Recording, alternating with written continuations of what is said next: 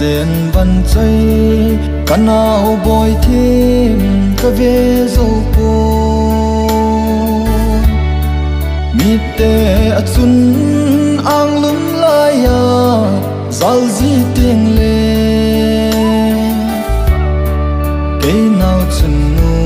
vai mòn non hin chu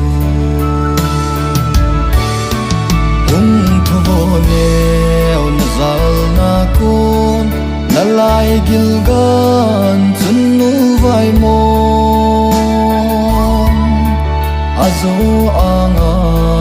non hi tang mon alhem bi ding chân nu hung thu đợi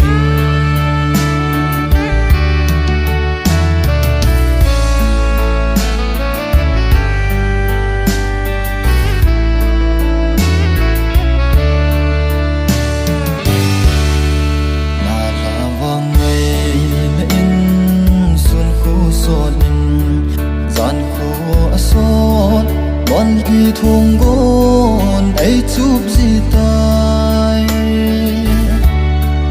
gian mang be in sing sung thim thu kilel khom ne na sen ngai bul đâu hi bang tang ka te hung thu vô ne zal na kon na lai gil gan chân nu vai mòn azo anga non hi tang mon a hem bi ding chân nu hung thu đợi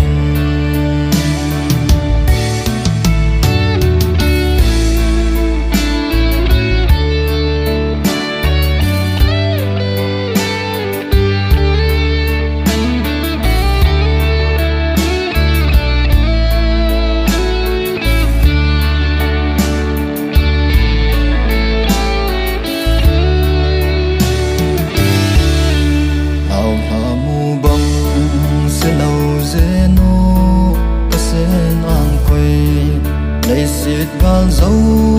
apa ko ma chol do nahi nadal ha sing sung mi ten mil ni lâu in chi giang lum song hi ka do bi oi hung thu vô ne zal na kon na lai gil gan